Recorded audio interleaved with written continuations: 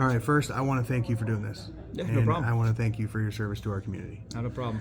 Can you introduce yourself, your name, how old you are, how long you've been working for the fire department? Tad Watson, 38 years old. Been in the fire service now for almost 11 years and been here at Urbandale full-time for the last year, but I've served in the part-time capacity since 2015 here.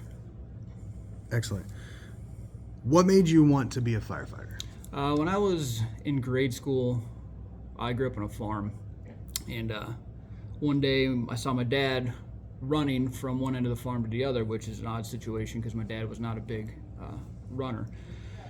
And then a few minutes later, he's walking back from the direction that he ran to previously, and a few minutes later, 2 or 3 fire trucks are racing up our driveway. So we go out, figure out what's going on. One of our grain bins has caught fire, and so we watched they all did their job and put the fire out. And from that day on, just seeing how they all worked and the abilities that the crew could do, and all the cool toys you got to play with and all that, it was just one of those things that it stuck with me, and I finally achieved it later on in life. But so a young age was when I decided I want to be a firefighter.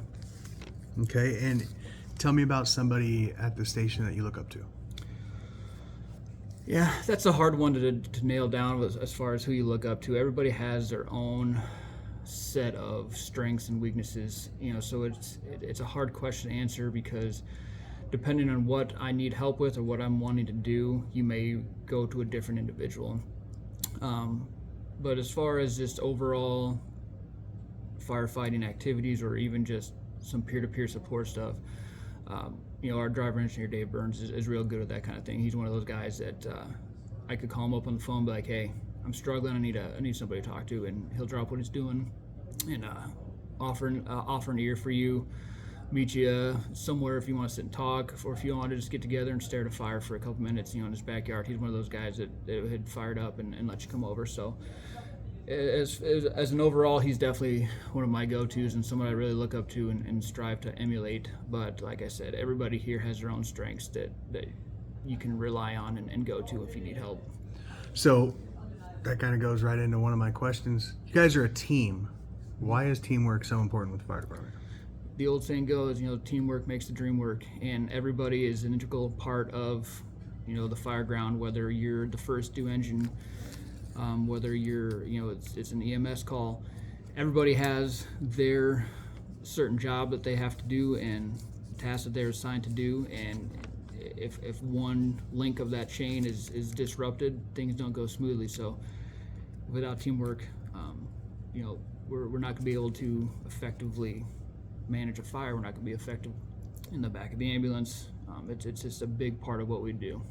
You consider the rest of the folks here your family? Oh, 100%. Yep.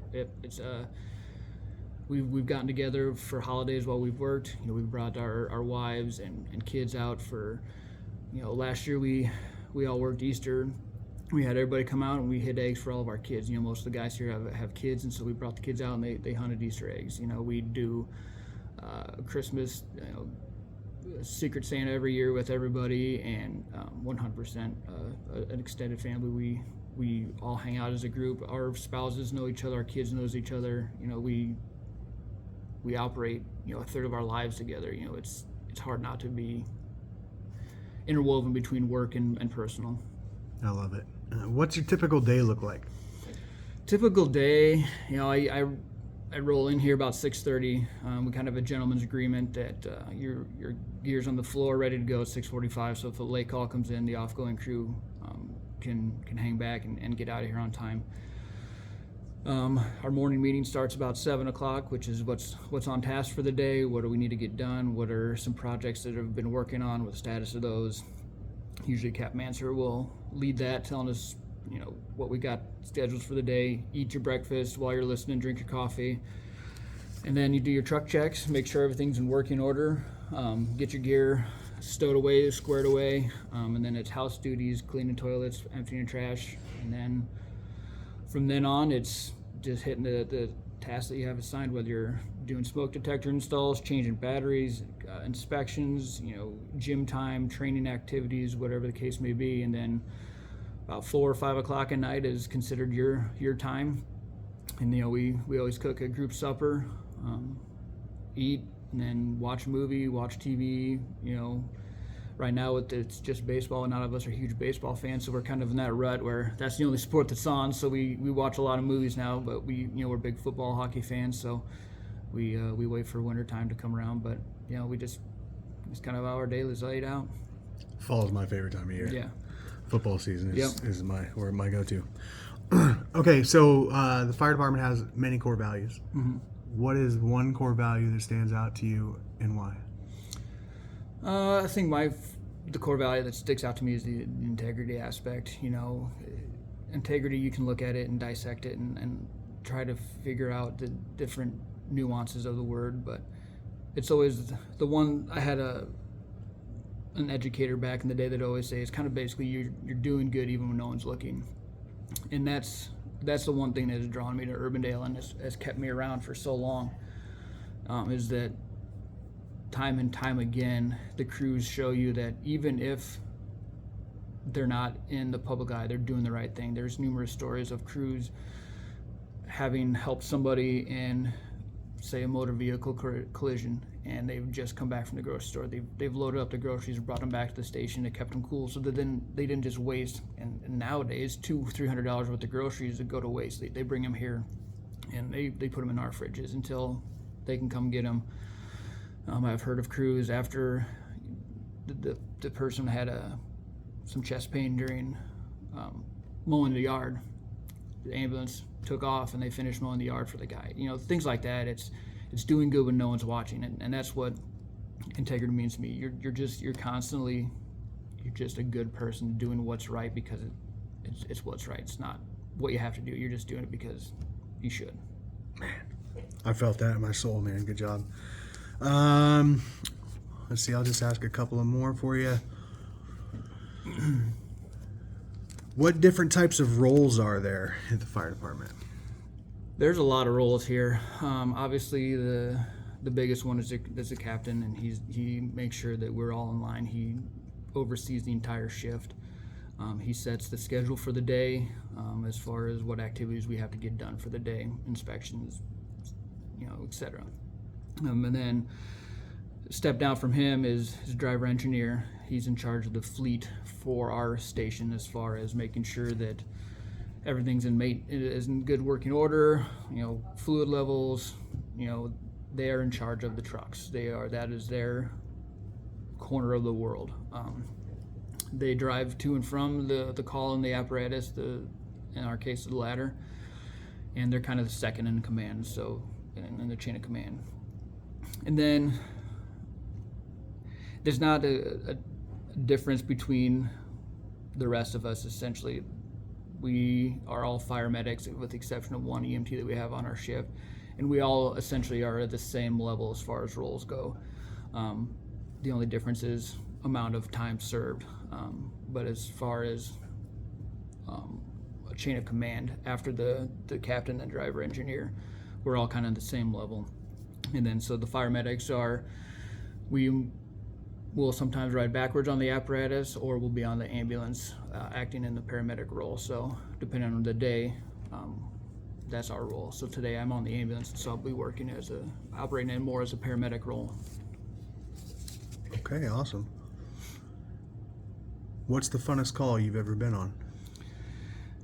The most fun call I think would have to be not too long ago. We got called up to one of the parks here in Urbandale, and we get there for, I think it was an animal rescue or something along the lines. And so you usually think it was a dog or someone's pet jumped in the water, and now they're kind of struggling to get out. But we got there, and it was, I believe it was a goose had gone down into the overflow of the pond. And the people that were there fishing were concerned, which is, that's all fine and good. And so we kind of looked down into the overflow, and there's nothing in there. And Captain Manser said, we're not going to go down in there because it's water spilling in, it's slippery and dangerous and jagged rocks. But they said, well, it empties off back over here in the trees. And so we're like, well, we'll go take a look and see what we can see. And so we walk down and we find the concrete spill. The overflow, or the entrance of this tube here. And they said, yeah, it came about halfway down the tube, but then it turned and walked back in. So I shine my flashlight down there. I'm like, I don't see anything. But then you kind of see some movement, and you see this little gray gosling just kind of walking down the tube. And it gets about halfway, and I think, well, here it is. It's gonna stop. Well, it just kept walking. So I don't know if it was just the light shining in its eyes gave it something to walk to, but it starts walking all the way. And about the time it gets to the end of the tunnel, I kind of reach for it and shoo it away, and it swims right up over, or walks right over to Captain Manser, and he grabbed it. And we were able to walk out and basically put it down on the grass and ran back to its mom and dad and other relatives or whatever, and swim away. So that was pretty fun. Just a off the wall kind of the call that you get to go on and enjoy, and you get to makes you feel good, and it made the people that called feel good. So yeah, so that was probably the best one. I'll ask you a couple of questions that were given by some kids. Okay. Do you have a Dalmatian? We do not. The one Dalmatian we do have in the metro is at Windsor Heights, and its name is Ember, and they have it in station there, and it goes out for public events and whatnot. But yeah, we do not have one of our own. We have a fake statue one at the 41 house that sits out front, but as far as a real live Dalmatian, we don't have one here. Have you guys named it? I don't know if we have a name for it. Who's your favorite football team? My favorite football team, collegiately, it's the Iowa State Cyclones. Professionally, it would be the Pittsburgh Steelers. Okay. And how many fires have you fought? 10 years I've gone on now. I don't even know. Not as many as I would like, but probably not as many as people would think. I'd say good house fires or good fires, maybe 20 to 25 good ones. Just a couple of those being real big. We don't see a lot of fire lately anymore, just with the new regulations in housing. But I'd say probably 20, 25 in the last 10 years. And last question: can you take me for a ride in your fire truck? That's going to be up to Captain Manser. We get that a lot. We like to let kids come in and climb around the trucks, but sometimes for safety reasons we can't take them out. But you never know. You might get lucky on a day or two. All right. Thank you very much. I appreciate it.